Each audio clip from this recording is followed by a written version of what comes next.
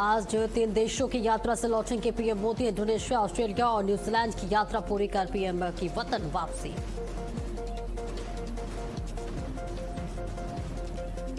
अमित शाह के मार्गदर्शन में आज होगा ऐतिहासिक वृक्षारोपण। गांधीनगर में 1 करोड़ पौधे लगाने का लक्ष्य। बढ़ते ग्लोबल वार्मिंग के कारण गृह मंत्री का ऐलान।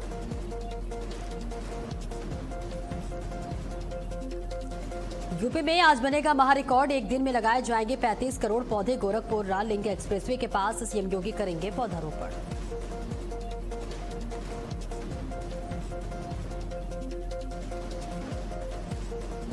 देश भर में भारी बारिश का सितम जारी। मुंबई में नहीं रुक रही मूसलाधार बारिश। यूपी समेत कई राज्यों में अलर्ट जारी।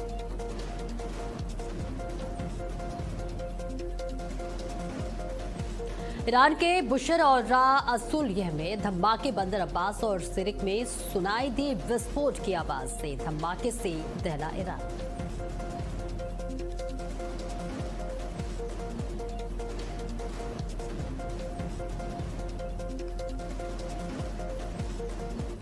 नमस्कार, भारत अपडेट देख रहे हैं आप। मैं हूं आपके साथ सपना दीपक मंतेश। बुलेटिन का आगाज करेंगे बड़ी खबर के साथ। और यूपी की एग्रीगेटर पॉलिसी तैयार, योगी सरकार जल्द करेगी लागू। ये बहुत बड़ी जानकारी आप तक पहुंचा रही हैं। जो आपको बता दें, यूपी की एग्रीगेटर पॉलिसी तैयार करेगी योगी सरकार, जल्द करेगी लागू। मनमासा किराया वसूली पर लगेगी रोक। यानी अब मनमानी किराया जो वसूला जाता था उस पर रोक लगेगी। पीक आवर में 50% से ज्यादा किराया नहीं। ये बहुत बड़ी पहल बताई जा रही है योगी सरकार की।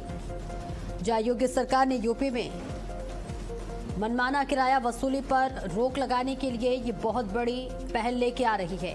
पीक आवर में 50% से ज्यादा किराया नहीं लगेगा। यानी योगी सरकार ने यूपी में कैब सेवाओं को निर्धारित करने के लिए नई एग्रीगेटेड पॉलिसी तैयार कर रही है। इसके तहत यात्रियों के मनमाने तरीके से किराया वसूलने पर पूरी तरह से रोक लगेगी और ये सुनिश्चित किया जाएगा कि अब यात्रियों से उचित तय मानक पर ही किराया लिया जाए। पीक आवर्स या फिर बारिश के मौसम में भी कैब कंपनियां मनमाने तरीके से किराया नहीं बढ़ा पाएंगी। सरकार ने तय किया है कि किराए में 50% से अधिक की बढ़ोतरी की अनुमति नहीं होगी। इसके साथ ही अगर ड्राइवर बुकिंग स्वीकार करने के बाद ट्रिप कैंसिल करता है तो उस ट्रिप का पूरा किराया ड्राइवर को ही भरना होगा। वहीं अगर ये यात्री की तरफ से राइड कैंसिल की जाती है तो यात्री पर 100 रुपए का जुर्माना लगाया जाएगा। ये बड़ी जानकारी आप तक पहुंचा रहे हैं। और प्रणवीर ज्यादा जानकारी के लिए हमारे साथ जुड़ रहे हैं। प्रणवीर, देखिए, योगी सरकार की ये बहुत बड़ी पहल बताई जा रही है। जहां अक्सर हम देखते हैं कि जब पीक आवर्स होता है या बारिश का मौसम होता है उस दौरान मनमानी किराया वसूल किया जाता है। ऐसे में क्या लगता है और क्या कुछ इसके फायदे हैं और इसके साथ ही क्या कुछ प्रतिक्रिया सामने आ रही है उन तमाम लोगों की तरफ से जो रोज यात्रा करते हैं कैब के जरिए?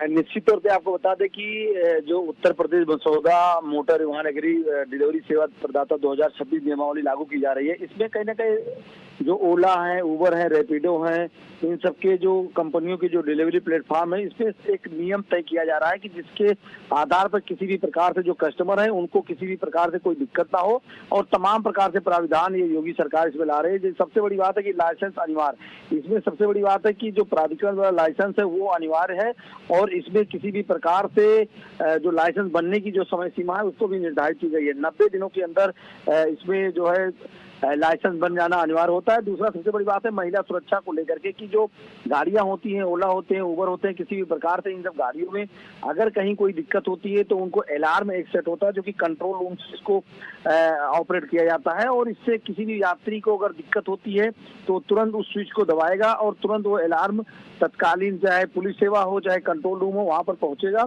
और उसके तहत उनको सहायता मिल जाएगी। दूसरा सबसे बड़ी बात है ड्राइवरों के लिए जो नियम है वो इसमें कड़ी किए जा रहे हैं कि ड्राइवरों के पास वैध ड्राइविंग लाइसेंस होना चाहिए, फिटनेस होना चाहिए, बीमा होनी चाहिए गाड़ी के। कंपनियों को ड्राइवरों के प्रशिक्षण और आचार व्यवहार मतलब किस तरीके से जो है उनको आचरण रखना चाहिए अपने पैसेंजर के साथ, इन सब चीजों का बहुत ही प्राथमिकता के आधार पर इसको किया जाएगा। दूसरा सबसे बड़ी बात है कि जो वाहन का जो इसमें नियम दिया गया है उसमें जो है वाहन का भी फिटनेस होना चाहिए, जो प्रमाण पत्र हो, फिटनेस प्रमाण पत्र वो जारी होना चाहिए। तो कुल मिलाकर के जो योगी सरकार सरकार लागू करने जा रही है। इसमें कहीं ना कहीं जो कंपनियां हैं उनके लिए एक कड़ा नियम है और यात्रियों के लिए सबसे बड़ी सुविधा रखी गई है, खासकर ऐसे समय पे कि जब पीक आवर्स होते हैं, यानी कि जैसे बरसात का समय है, मौसम खराब है, किसी प्रकार का समय है, तो उस कंडीशन में क्या होता है कि ये सब लोग अपने मनमानी किराया वसूलना शुरू कर देते हैं। तो ऐसे में इनके ऊपर रोक लगेगी और मनमानी किराया ये नहीं वसूल सकते हैं। अगर ये किसी प्रकार से कुछ कैंसिल करते हैं, कुछ करते हैं, तो उसका भरपाई उन्हें करना पड़ेगा। पहले अभी क्या है कि अगर आप बिल्कुल रणवीर, देखिए अब कई दर्शकों के मन में भी ये सवाल जरूर उठ रहा होगा कि ये जो नई नीति है वो कब से लागू होगी और इसका लाभ यात्रियों को कब से मिलना शुरू हो जाएगा, और साथ ही क्या इस पॉलिसी से प्रदेश की कैब सेवाएं अधिक पारदर्शी होंगी, जवाबदेही बनेगी उनकी।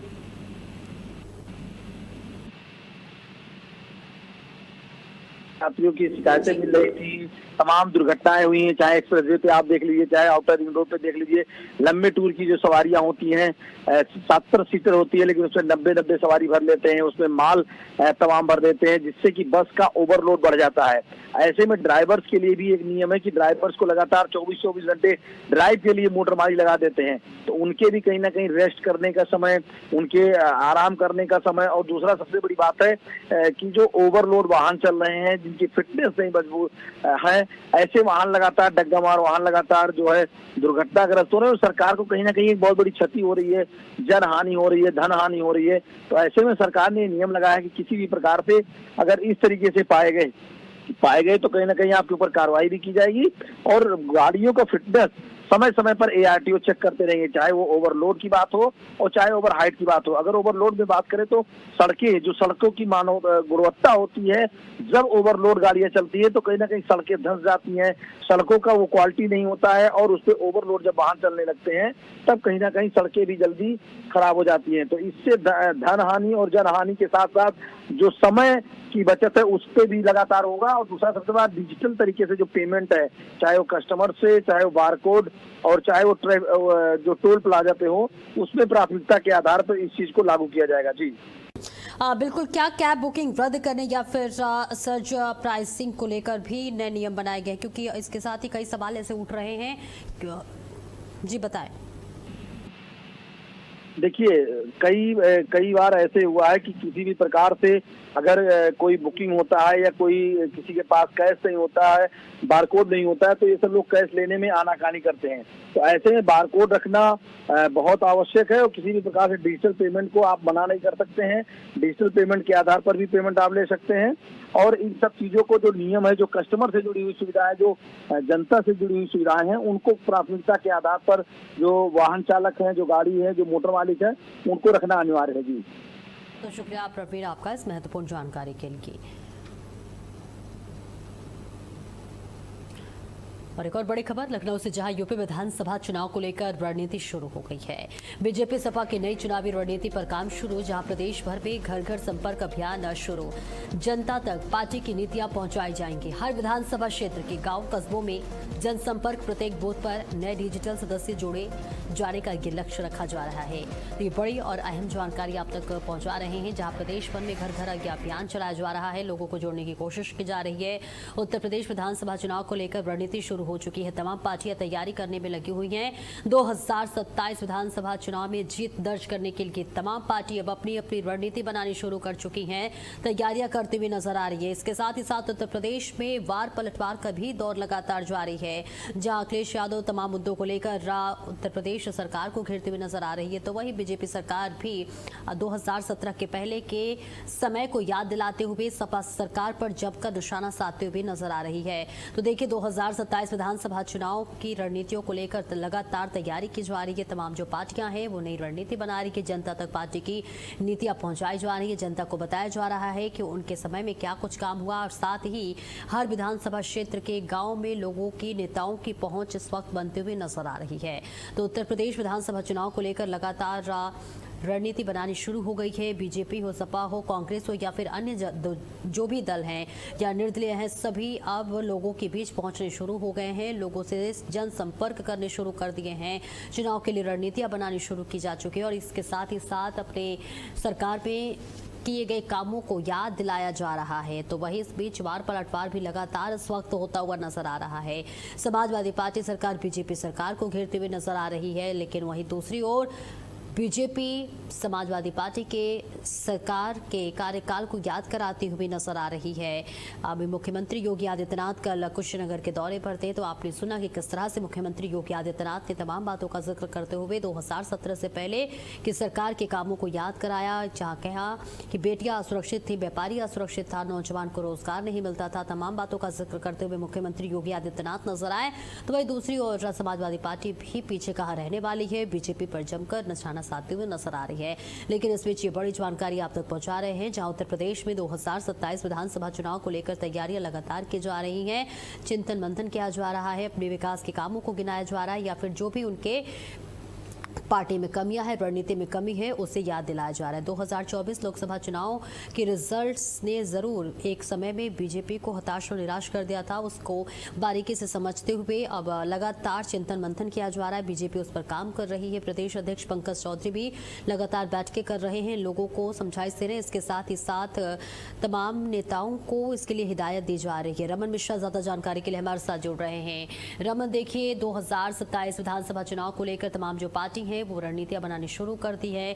इसके साथ ही साथ अब जन जन का अभियान चलाया जा रहा है, लोगों के बीच जाया जा रहा है, अपने विकास कार्यों को याद दिलाते हुए तमाम पार्टी नजर आ रही है।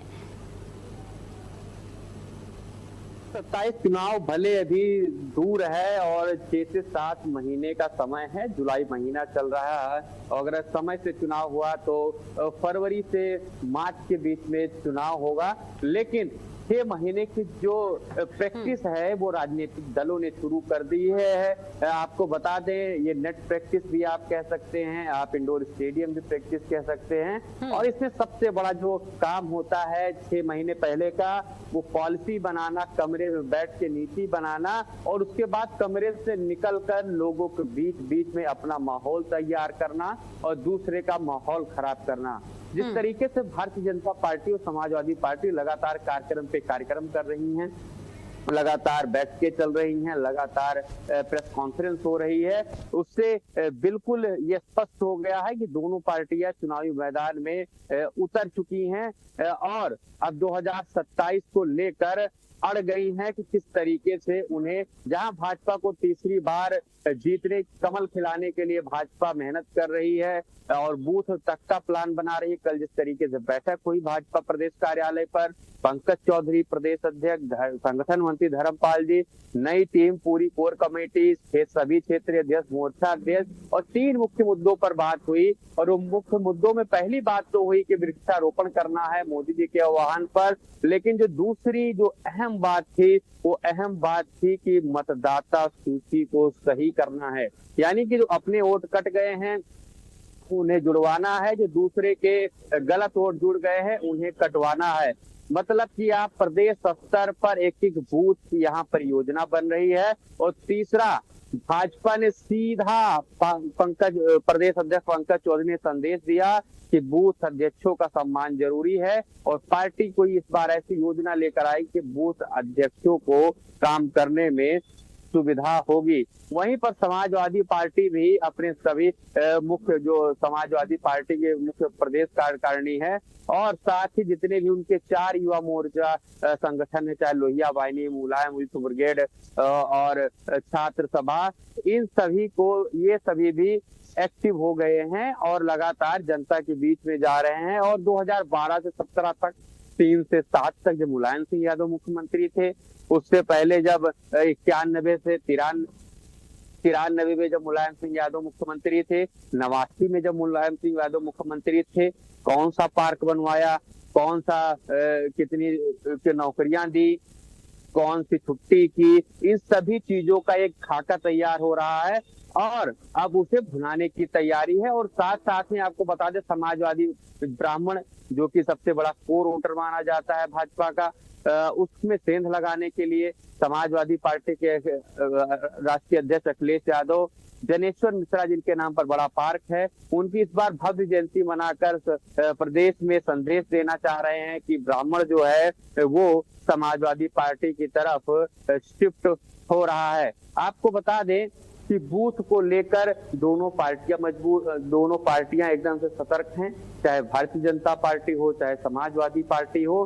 हालांकि भारतीय जनता पार्टी के पास जो मैनेजमेंट है, जो सिस्टम है, जो विंग है, उसके काम करने का तरीका बूथ लेवल का है। लेकिन जो समाजवादी पार्टी है वहां पर जो सबसे बड़ा तरीका है, वो सबसे बड़ा जो फेस है वो अखिलेश यादव है, सबसे बड़ी जो कमजोरी है वो अखिलेश यादव है, सबसे बड़ी ताकत जो है वो अखिलेश यादव है। लेकिन इस बार अखिलेश यादव भी भारतीय जनता पार्टी की नीति पर काम कर बूथ स्तर तक समाजवादी पार्टी को मजबूत करना चाहते हैं। और जो रील में, जो नारों में, जो दीवालों में समाजवादी पार्टी के जो कार्यकर्ता नेता अपना जोश दिखाते हैं, उससे घर घर तक जो उनकी ऊर्जा को शिफ्ट करने के लिए लगातार योजनाएं बना रहे हैं। बिल्कुल रमन, देख पा रहे हैं हम आजकल तमाम जो पार्टियां हैं वो मुख्य मुद्दों से भटक कर अन्य मुद्दों पर जा रही है। एक तरह से कहें तो अब धर्म की राजनीति ज्यादा होने लगी है, लेकिन उत्तर प्रदेश में कई ऐसे मुद्दे हैं जिन पर बात होनी चाहिए, जिन पर काम होनी चाहिए। युवाओं के रोजगार पर बात होनी चाहिए, महंगाई पर काम होनी चाहिए। इसके अलावा कई ऐसे मुद्दे हैं, लेकिन कहीं ना कहीं ऐसा लगता है कि तमाम जो पार्टियां हैं इन मुद्दों से भटक रही हैं। सपना राजनीति हमेशा ही ऐसे मुद्दों पर होती है जो मुद्दे आपको बेकार लगते हैं, लेकिन वही मुद्दे सियासत तय करते हैं और वही राजा तय करते हैं, वही शहंशाह तय करते हैं और वही तय करते हैं कि लखनऊ की गद्दी पर कौन बैठेगा। तो आपको जिस तरीके से आम जनता को लगता है कि महंगाई मुद्दा है, रोजगार मुद्दा है और सड़कें मुद्दा हैं, ये सब निश्चित तौर पे बड़े मुद्दे हैं और इन मुद्दों को पूरा किए बिना शिक्षा मुद्दा है। सरकार जो है वो आगे नहीं बढ़ सकती है, कोई भी पार्टी आगे नहीं आ सकती है। लेकिन ये राजनीति का बेसिक माना जाता है कि जो सियासत में आएगा वो काम करेगा और शिक्षा नीति में मजबूत करेगा, स्वास्थ्य में कुछ अच्छा करेगा, सड़क अच्छी बनवाएगा, बिजली अच्छी देगा।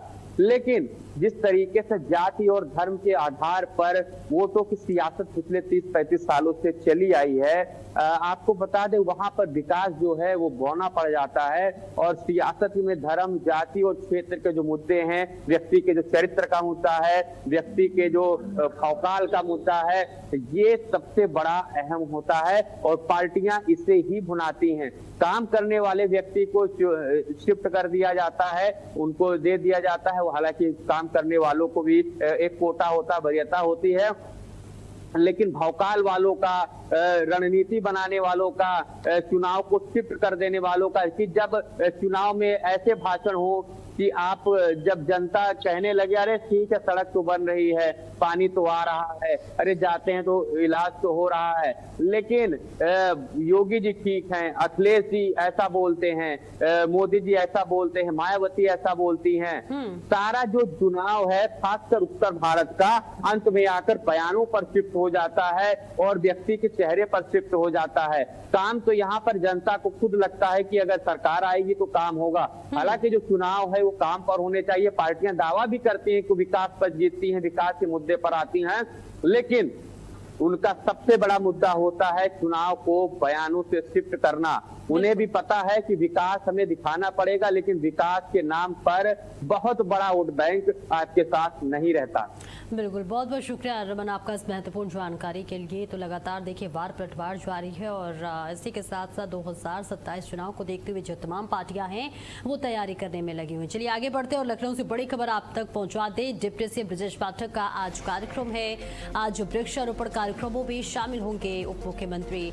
इसके साथ ही सुबह 9 बजे बाराबंकी जिला अस्पताल में वृक्षारोपण करेंगे। सुबह 10 बजे लखनऊ मेडिकल विश्वविद्यालय पहुंचेंगे। अटल बिहारी वाजपेयी मेडिकल विवि परिसर में लगाएंगे पौधे। इसके साथ ही सुबह 11 बजे कुकरेल आरक्षित वन पहुंचेंगे ब्रजेश पाठक। ये बहुत बड़ी खबर, कुकरेल आरक्षित वन में वृक्षारोपण करेंगे ब्रजेश पाठक। एक पेड़ मां के नाम अभियान के तहत इस कार्यक्रम का आयोजन किया गया है। इसके साथ ही आपको यह भी बता दें कि उत्तर प्रदेश में आज 35 करोड़ पौधे लगाने का एक बड़ा लक्ष्य रखा गया है, जिसको जोरों शोरों से इस अभियान में सभी भाग लेते हुए नजर आ रहे हैं। और जहां आज डिप्टी सीएम ब्रजेश पाठक का महत्वपूर्ण कार्यक्रम है, वृक्षारोपण कार्यक्रम में आज उप मुख्यमंत्री शामिल होंगे। जहां बताते चले 35 करोड़ पौधे लगाने का ये बड़ा लक्ष्य रखा गया है। ये बड़ी जानकारी आप तक पहुंचा रहे हैं। जहां उत्तर प्रदेश के उप मुख्यमंत्री ब्रजेश पाठक का महत्वपूर्ण कार्यक्रम है। वृक्षारोपण कार्यक्रम में उप मुख्यमंत्री भाग लेंगे। सुबह 9 बजे बाराबंकी जिला अस्पताल में वृक्षारोपण करेंगे। सुबह 10 बजे लखनऊ मेडिकल विश्वविद्यालय भी पहुंचेंगे। तो बड़ी खबर आप तक पहुंचा रहे हैं, जहां उत्तर प्रदेश के उप मुख्यमंत्री ब्रजेश पाठक आज आयोजित विभिन्न वृक्षारोपण कार्यक्रमों में हिस्सा ले रहे हैं। इसके तहत सुबह 9 बजे बाराबंकी जिला अस्पताल में वृक्षारोपण करेंगे और सुबह 10 बजे लखनऊ के मेडिकल विश्वविद्यालय पहुंचेंगे।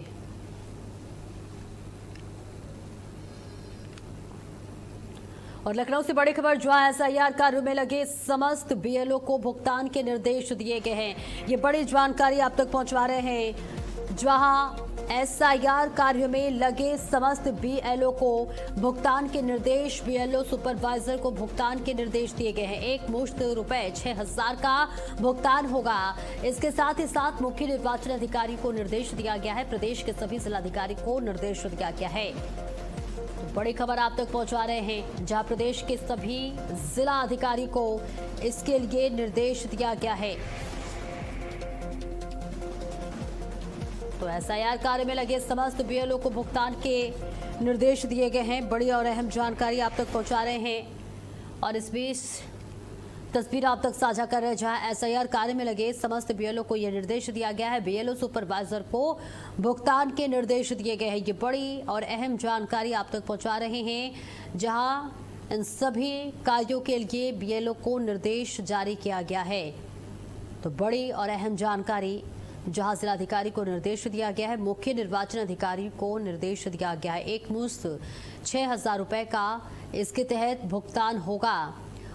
तो एसआईआर कार्य में लगे समस्त बीएलओ को भुगतान के निर्देश दिए गए हैं। बीएलओ सुपरवाइजर को भुगतान के निर्देश दिए गए हैं। एक मुश्त रुपए 6000 का भुगतान होगा। इसके साथ ही मुख्य निर्वाचन अधिकारियों को निर्देश जारी किया गया है। प्रदेश के सभी जिलाधिकारी को भी निर्देश जारी किया गया है। चंदौली के चकिया कोतवाली क्षेत्र में 2 अलग अलग हादसों में 2 लोगों की मौत हो गई। पहली घटना केराडीह गांव के पास कर्मनाशा नदी में हुई है, जहां मछली पकड़ने गए 36 वर्षीय जसवंत की डूबने से मौत हो गई।